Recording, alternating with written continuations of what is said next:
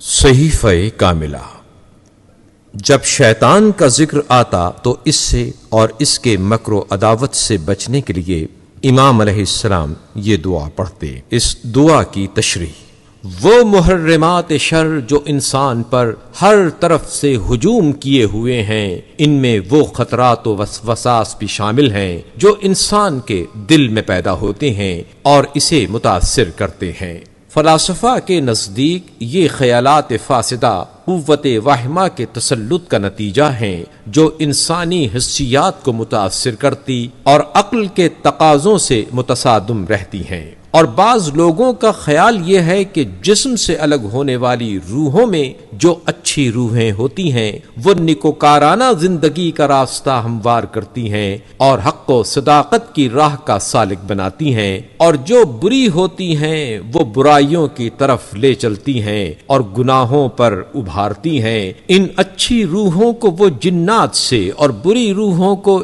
شیاطین سے تعبیر کرتے ہیں، اور خیالات فاسدہ کو انہی ارواح خبیثہ کی تحریک کا نتیجہ سمجھتے ہیں۔ مگر اسلامی نقطہ نظر یہ ہے کہ برے افکار و خیالات چاہے وہ کسی عمل بد کے محرک ہوں یا صرف خیالات تک محدود ہوں، ایک ناری مخلوق کی وسوسہ انگیزی سے پیدا ہوتے ہیں جو حسد و خود پسندی سے مردود بارگاہ قرار پائی اور ایک معینہ عرصے تک ضلالت و معصیت کی طرف دعوت دیتی رہے گی۔ اسے شیطان کے نام سے پکارا جاتا ہے، اور اچھے خیالات و جذبات خواہ وہ کسی عمل خیر کا پیش خیمہ ہوں یا صرف خیالات تک محدود ہوں، فیضان الہی کا کرشمہ ہیں جسے القاء و الہام سے تعبیر کیا جاتا ہے۔ چنانچہ پیغمبر اکرم صلی اللہ علیہ وآلہ وسلم کا ارشاد ہے: انسان کے دل میں دو طرح کے خیالات و افکار وارد ہوتے ہیں، ایک ملک کی جانب سے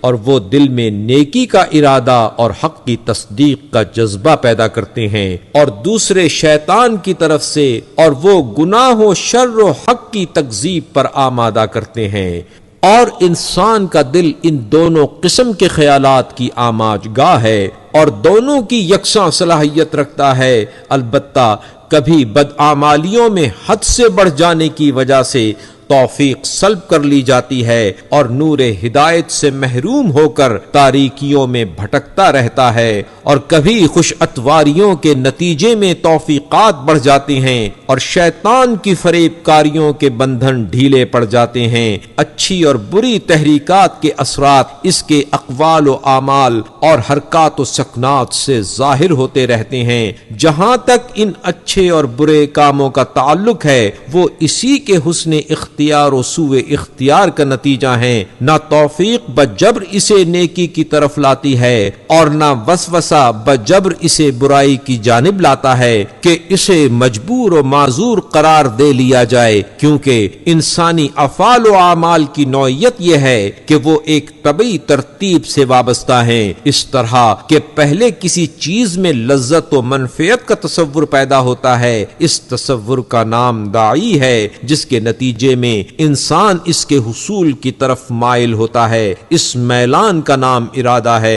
پھر قدرت و اختیار کے زیر اثر اعضاء میں حرکت پیدا ہوتی ہے اور وہ فعل ظہور میں آتا ہے جس سے اس شے کا حصول وابستہ ہے، اور ظاہر ہے کہ جب کسی چیز میں لذت و منفعت کا تصور ہوگا تو اس کی طرف میلان کا ہونا ایک لازمی و طبعی امر ہے، اور اگر کوئی مانع نہ ہو تو ارادہ و قدرت کے اجتماع سے فعل کا ظہور بھی ضروری ہے، لہذا ان میں سے کسی ایک میں بھی شیطان کا عمل دخل نہیں مانا جا سکتا۔ اب صرف یہ ایک صورت رہ جاتی ہے کہ جس چیز میں لذت و منفعت کا تصور پیدا ہوا ہے وہ شیطان کے بہکانے کا نتیجہ ہو، چنانچہ یہی وہ محل ہے جہاں وہ اپنے فریبیوں اور ہیلوں سے کام لیتا ہے اور زہر ہلاہل کو شہد و شکر کہہ کر پیش کرتا ہے، اور اس کے بعد کے مراحل اس کے ارادہ و اختیار سے وابستہ ہیں، اس لیے اسے معذور نہیں قرار دیا جا سکتا۔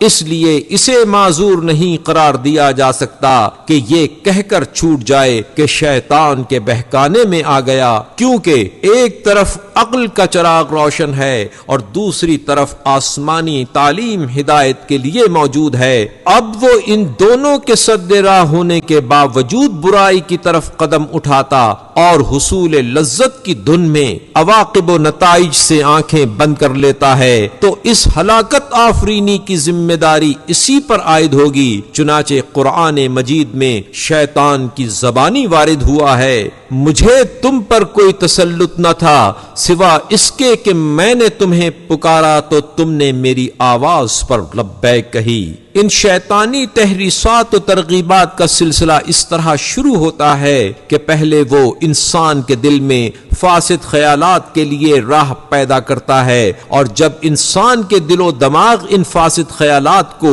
بغیر روک ٹوک کے قبول کر لیتا ہے تو اس کے تحت الشعور میں لذت اندوزی کی خواہش بیدار ہوتی ہے، مگر اخلاقی قوانین، شرعی احکام اور ماحول کے اثرات اسے گناہ کی طرف راغب نہیں ہونے دیتے۔ اس موقع پر وہ انسان کی خواہش پرست طبیعت کو گناہ صغیرہ کی طرف مائل کرتا ہے، اس طرح کہ ایک طرف اس گناہ کی اہمیت کو کم کر کے دکھاتا ہے اور دوسری طرف اس کی ہمت و جرأت بڑھاتا ہے، اور جب گناہ کی خواہش اسے گناہ صغیرہ کی منزل میں لا کھڑا کرتی ہے تو پھر وہ گناہ کبیرہ کی دعوت دیتا ہے، اور جب وہ اس کے ارتکاب سے ہچکچاتا اور پاداش عمل سے ڈرتا ہے تو یہ ڈھارس دیتا ہے کہ توبہ کا دروازہ کھلا ہوا ہے، جب چاہو توبہ کر سکتے ہو، اور جب وہ توبہ کے سہارے پر گناہ کر لیتا ہے تو پھر دوبارہ یہ کہہ کر اسے اکساتا ہے کہ جہاں ایک دفعہ گناہ کیا ہے وہاں ایک دفعہ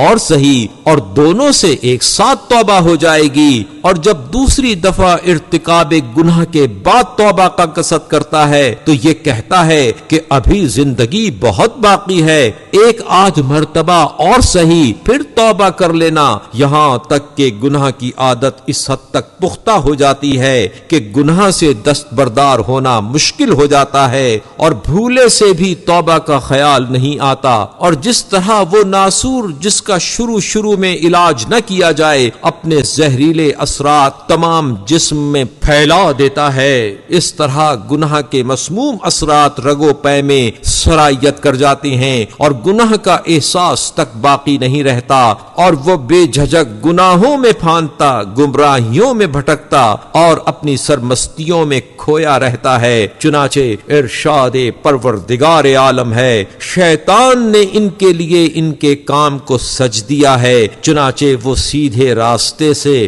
بے راہ ہو گئے۔ یوں ہی کسی عمل خیر سے روکنا چاہتا ہے تو پہلے سہل انگاری کی طرف لاتا ہے، پھر غفلت کی راہ پر ڈال دیتا ہے۔ چنانچہ صبح کے وقت جب فطرت کی مسرت آمیز تر و تازگی ہر چیز میں دوڑتی ہے اور فضا تکبیر کی صداؤں سے گونج اٹھتی ہے تو وہ بستر پر کروٹیں بدلنے والے کو تھپکیاں دے کر سلاتا ہے کہ ابھی بہت وقت ہے، کچھ دیر اور آرام کر لو، یہاں تک کہ جب وقت تنگ رہ جاتا ہے تو وہ قسمساتا اور آنکھیں ملتا ہوا اٹھتا ہے اور بمشکل صبح کا دوگانا ادا کر پاتا ہے، اور رفتہ رفتہ یہ ہوتا ہے کہ وقت گزر جاتا ہے اور اسے بستر سے اٹھنا دوبھر ہو جاتا ہے، اور جب سورج نکلنے کے بعد بستر سے اٹھتا ہے تو نماز قضا کر کے پڑھتا ہے، پھر اس میں بھی سستی ہونے لگتی ہے اور ظہر کی نماز کے ساتھ نماز صبح قضا کر کے پڑھی جاتی ہے،